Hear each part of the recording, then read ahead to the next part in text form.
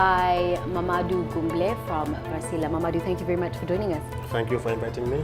Mamadou, let's start with a point on reflection, just looking at the past 20 years of energy and power generation on the African continent. Are we where we hoped we would be? Are we where we should be? Not where we should be, but I think we are making, let's say, some progress in Africa. I think power generation is not at the right level that should be. I mean, we are a little bit lacking about, let's say, the install base. But I think, people are more and more aware of what is needed to be done in the future. And this is where we have some hopes that I think our government and also all the private sector are now trying to really to push Africa where it should be. But I think we are not at the right spot right now.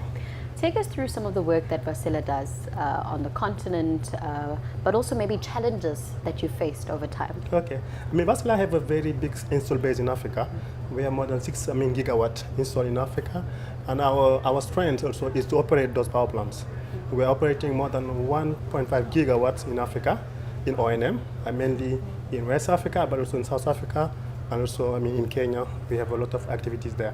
We are specialized on power production based on engines, and we are, let's say, a Finnish company, more than 100 years story. And I think what is nice also for Wartsila in Africa is that we have more than 500 employees based in the continent. That is, I think, something that is very, let's say, important for also Africa to be, let's say, seen in the right momentum, because it's not only about, these forums, it's to see also the reality when it comes to the people in Africa.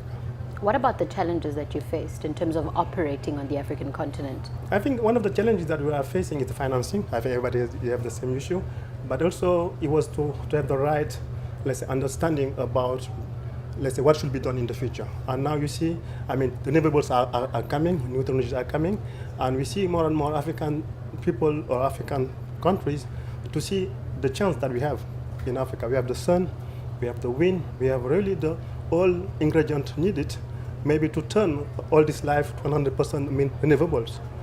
As Wartsila, we are not, we are seeing that the future, not only for Africa, but maybe in the world, is to go to 100% renewables. And Wartsila aim is to enable this transition. We are having the flexibility that is needed. And I think one of the challenges also that we have in Africa is the uncertainty of the future for some reserve like gas. That is something that people have to deal with.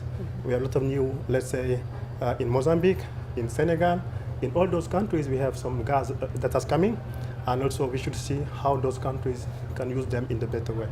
I don't think we can ever have a conversation about the future of any sector without looking at technology and innovation. How do you think we're faring in terms of really utilizing technology and innovation with regards to building the energy and power sectors on the continent? Yes, I think it is a very good question, because about technologies, we are having more and more new technologies that are available.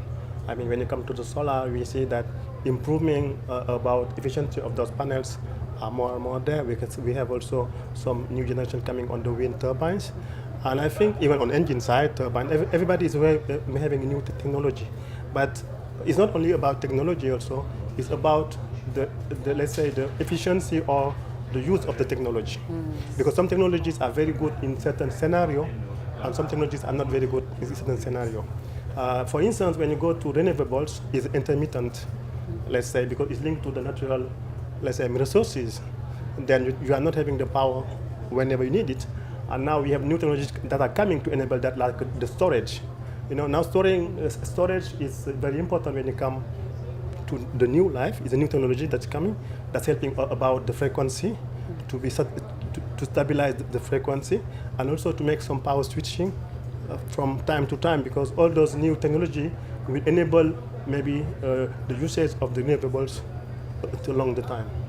Just finally, essentially this forum is a meeting of minds. What are you hoping will be the outcomes of AEF 2018? The outcome of AEF 2018 for me is to have a new vision about what's energy will lead us. Why I say that, you see now pricing about the new technologies are more and more affordable. And all those countries, they want to have more power installed, but with the cheapest cost. And I think what should be good, if we can, is to get a kind of momentum or maybe a common understanding that we have to be more and more in the renewable world. And I think if we are having this kind of conscience, it might be a good move, I think, from this 2018 Women Forum. Mamadou, you've been really great. Thank you so much. Thanks a lot for the question and thanks for meeting me.